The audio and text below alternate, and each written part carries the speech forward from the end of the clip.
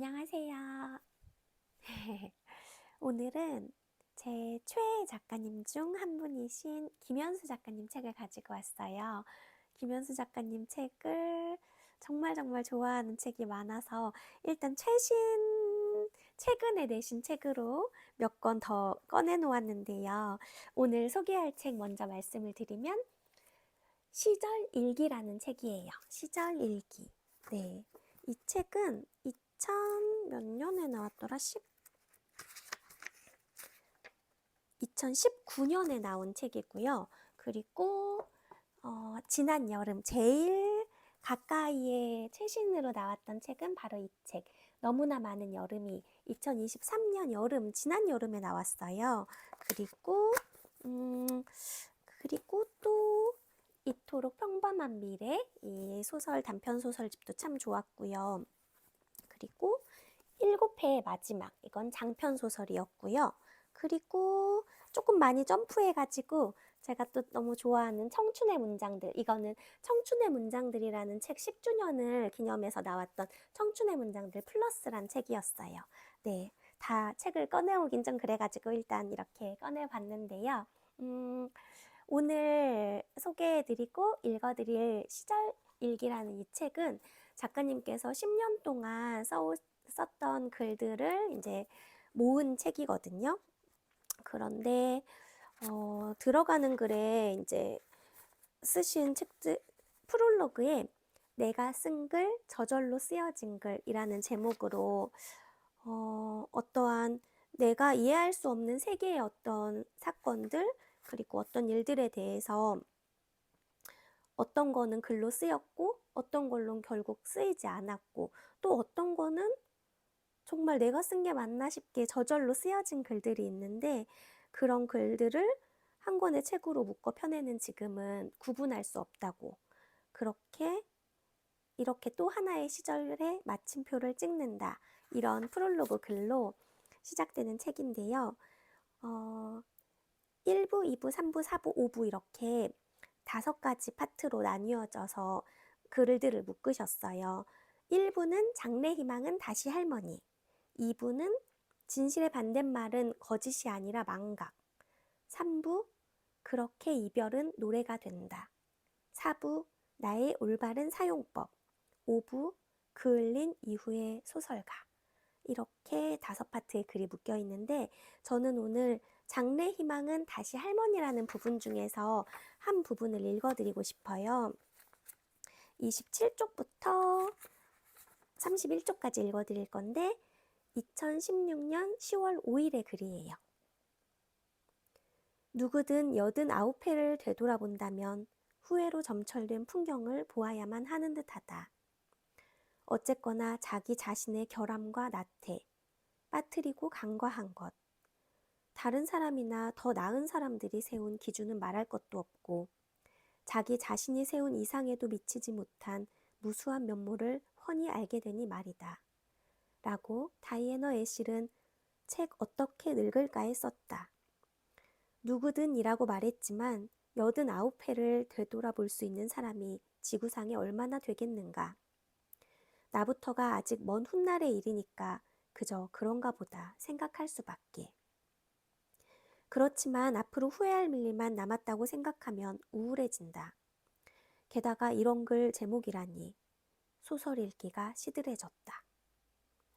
1917년생인 다이애나 애실이 1993년 75세의 나이로 은퇴하기까지 50년 가까이 영국의 안드레 도이치 출판사에서 필립 로스, 노먼 메일러, 잭 케루악, 진 리스, 시몬드 보부아르, V.S. 네이폴, 존 업다이크, 마거릿 애트우드 등 세계적인 소설가들의 작품을 편집했다는 사실을 떠올리면 더욱 씁쓸하달까? 하긴 그렇겠지.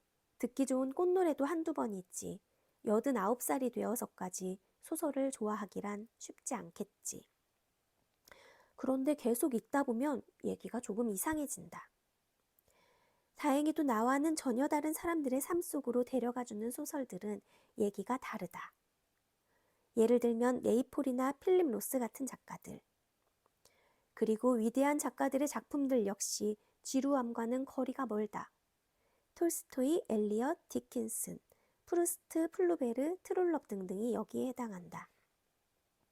또 그들이 쓰는 작품과 무관하게 그 정신에 반하게 되는 소설가들도 있다. 말하자면 체홉, 제발트, 앨리스 먼로. 그러니까 그녀가 진짜 하고 싶은 말은 나이 들면 모든 소설이 아니라 어떤 소설들이 읽기 싫어진다는 얘기다. 어떤 소설이냐면 인간관계, 특히 남녀관계를 깊이 들여다보게 하는 소설들이다. 이건 육체적 쇠퇴와 관련된 변화일이라. 그녀가 자신의 남성 편력에 대해 고백한 뒤에야 늙는다는 것에 대해 말하는 까닭도 여기에 있다. 마음으로든 몸으로든 타인과의 관계에서 노연하게 되면서 늙음이 찾아오기 때문이다. 그런데 여기에 삶의 가장 큰 반전이 숨어 있었다.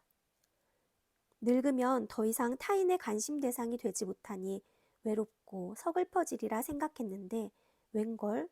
이젠 다른 사람의 시선을 신경 쓸 필요가 없으니 하고 싶은 일을 마음껏 하자는 긍정적 태도가 생긴 것이다. 평생 편집자로 살아온 그녀에게는 글쓰기가 바로 그런 일이었다. 이 놀라운 변심담은 소설 읽기가 시들해졌다에 이어지는 글 나는 어떻게 작가가 되었는가에 나온다. 다이애나 애실은 자신이 글을 쓸 수 있는 사람이라는 사실을 발견한 것이야말로 노년에 찾은 최고의 행운이라고 말한다. 계기는 오랜만에 열어본 서랍에서 발견한 2페이지 분량의 글이었다. 다음날 그녀는 뭔가 더 쓸 수 있지 않을까 싶어 타자기에 종이를 끼웠다가 단숨에 어떤 이야기를 쓰게 됐다. 그 이야기는 20해 전의 시련과 관련이 있었다. 그 시련 이후 그녀는 여자로서는 실패한 인상이라고 생각하며 살아왔다. 그랬는데 그 일을 정확하게 쓰려고 애쓰는 과정에서 뭔가가 일어났다. 즉, 그때의 상처가 치유되면서 인생의 실패자라는 느낌이 완전히 사라졌고 그 빈자리로 평생 느껴보지 못한 큰 행복이 찾아온 것이다. 이 극적인 변화를 그녀는 이렇게 설명한다. 젊을 때는 나를 바라보는 타인의 관점에 의해 내가 누구인지가 상당 부분 결정된다. 이런 현상은 중년까지도 계속되는데 그것이 가장 두드러지는 영역은 성이다. 나이가 들면서 타인의 관점에서 벗어나 자신의 눈으로 인생을 바라보게 되면서 비로소 솔직한 글쓰기가 가능해졌고 그 결과 오랜 상처가 치유되며 그녀는 새로운 행복을 발견한 것이다. 여기까지만 해도 대단한 변화지만 그녀가 더 나아가 그 글을 출판하는 용기를 내며 작가의 길로 접어든 것에 비할 바는 못 되리라. 그런 점에서 노년이란 온전히 자신으로만 살아가면서도 충분히 행복해질 수 있는 시간이라고 말할 수도 있을 것이다. 지금까지 실패한 삶이었다고 생각한데도 괜찮아. 늙은 뒤에도 기회는 생겨. 그녀의 삶은 내게 그런 말을 들려주는 듯하다. 그렇기에 다이애나 애실은 돌이켜보면 그 일이 있었기에 내 인생이 전반적으로 훨씬 즐거웠다는 생각이 든다. 나는 오랫동안 내 인생이 실패작이라고 생각했는데 지금 와서 되돌아보니 세상에 전혀 그렇지 않았다 라고 쓰게 되는 것이다. 이 글의 도입부에 인용한 문장은 그 다음에 이어지는 후회하지 않아의 시작 부분이다. 이제쯤 밝혀지겠지만 이 도입부의 속뜻은 다음과 같다. 89살이 된 나를 보면 그동안 힘든 일도 많았고 못해본 일도 많으니 후회하리라 생각하겠지만 그렇지 않아. 후회는 없어. 이제는 현재를 온전하게 살아가는 사람이 됐으니까. 멋지다. 이런 말을 할 수 있는 89살이라니 정말 멋진 일이 아닐 수 없다. 언젠가 책을 출판한 뒤 독자들과 만날 기회가 있었다. 그때 어떤 분이 장래 희망에 대해 물었는데 제 나이가 반백년에 가까워지고 있습니다만 얼떨결에 할머니라고 대답해버렸다. 얼결이라고는 했지만 지금도 마찬가지 생각이다. 왜 그런지 모르겠지만 세상에는 멋진 할머니들이 정말 많다. 할아버지들은 글쎄 잘 모르겠다. 다이애나 애실 역시 멋진 할머니지만 그녀가 신문에서 본 103세의 할머니 알리스 헤르츠 존머는 더 대단한 분이다. 그 인터뷰 기사에는 3장의 사진이 실려 있다고 다이애나 애실은 전한다. 1931년 눈부신 신부의 모습, 전쟁 직전 눈부신 젊은 엄마의 모습, 그리고 103세인 현재의 눈부신 늙은 여인. 변함없이 눈부신 그 여인의 말은 다음과 같다. 인생은 아름답습니다. 지극히 아름답지요. 그리고 늙으면 그 사실을 더 잘 알게 됩니다. 나이가 들면 생각하고 기억하고 사랑하고 감사하게 돼요. 모든 것에 감사하게 되지요. 모든 것에. 그리고 나이가 들수록 점점 세상사가 못마땅해지는 내게 나치 수용소까지 다녀온 이 할머니가 덧붙인다. 나는 악에 대해 잘 알지만 오직 선한 것만 봅니다. 이런 할머니들이 있어 나는 또다시 장래를 희망하게 됐다.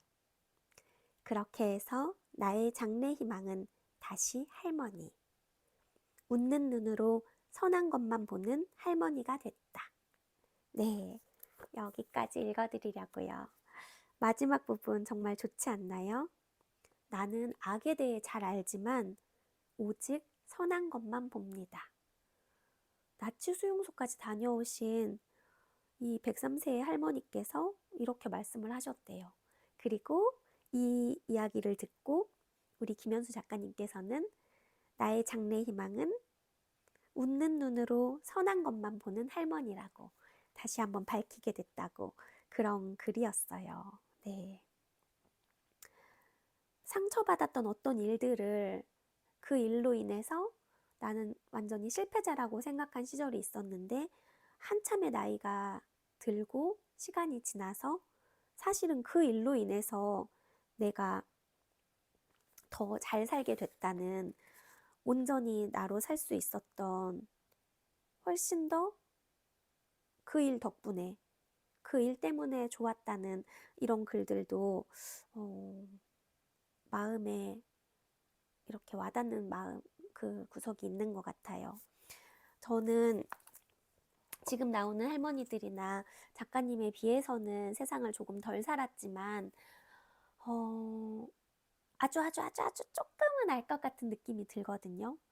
내가 후회하는, 내가 상처받았던 어떤 일들이 사실은 나를 성장하게 하고 성숙하게 했던 일일 수도 있고, 그리고 그게 꼭 어떤 나에게 이득이 되는 일이 아니었다고 하더라도 그 일 이후에 내가 단단해졌거나 조금은 비슷한 상처나 다른 상처를 가진 어떤 일을 조금 더 넓은 마음으로 보게 됐다면 그것도 되게 좋은 거잖아요. 네, 나이 듦에 대해서, 그리고 어떤 마음을 품고 살아가야 될까에 대해서도 생각할 수 있는 좋은 글이었다고 생각이 들고요. 우리가 함께 지나온 밤들에 대한 그 각각의 글들이 작가님의 그 선한 할머니, 웃는 눈으로 선한 것을 보고 싶어하는 할머니를 꿈꾸는 이 어떤 남성 작가님의 생각이 저는 너무 귀여운 것 같아요. 그래서 진짜 갑자기 귀여움이 세상을 구한다 이런 말도 생각이 나고요. 우리 작가님. 그래서 저도 사실은 귀여운 할머니가 꿈이거든요. 되게 많은 사람들이 소망하는 것과 같이. 그래서 제가 심심해서 조금 전에 챗GPT한테 한번 물어봤어요. 내가 웃는 눈으로 선한 것만 보는 할머니가 되려면 어떻게 해야 되냐, 이렇게 저렇게 길게 물어봤더니 답을 해줬는데요. 챗GPT 대답을 한번 읽어드릴게요. 김현수 작가의 책 시절일기에서 언급된 웃는 눈으로 선한 것만 보는 할머니가 되고 싶다는 말은 따뜻하고 선량한 삶을 살고 싶다는 의지를 반영합니다. 여러분의 꿈을 이루기 위해서는 몇 가지 접근 방법이 있습니다. 1번, 웃는 눈으로 본다. 어떤 일이 있어도 긍정적인 마음가짐을 유지하고 주변 사람들에게 웃음을 선물합니다. 2번, 선한 것만을 주목한다. 부정적인 것에 집중하는 대신 긍정적인 면을 찾아내고 감사하며 선한 행동을 장려합니다. 3번, 배려와 이해. 4번, 봉사와 나눔. 5번, 긍정적인 에너지 전달. 주변에 긍정적인 에너지를 퍼뜨려 사람들에게 희망과 격려를 전달합니다. 6번, 인내와 관용. 어려운 상황에서도 인내심을 발휘하고 타인의 실수를 이해하며 용서합니다. 7번, 건강한 삶의 유지. 건강한 식습관과 꾸준한 운동으로 건강한 삶을 유지하여 자신과 주변 사람들에게 이런 영향을 미칩니다. 이런 방법들을 통해 우리도 웃는 눈으로 선한 것만 보는 할머니가 되어 가족과 친구, 주변 사람들에게 따뜻한 영향을 끼칠 수 있을 겁니다. 네, 지금 읽어드린 이게 챗GPT의 대답이에요. 근데 너무 훌륭하지 않아요?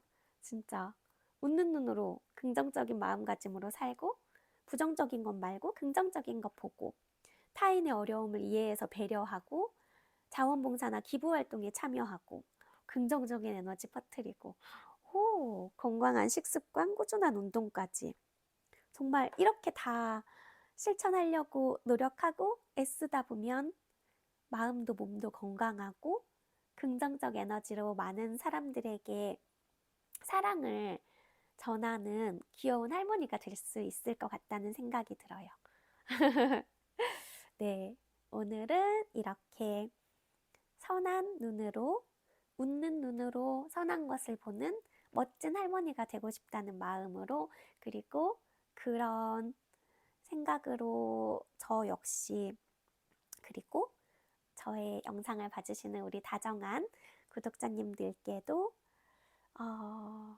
그런 마음으로 세상을 살아가고 살 수 있을 거라는 응원을 격하게 드리면서 마무리하겠습니다. 네, 오늘도 끝까지 봐주셔서 정말 감사해요. 안녕!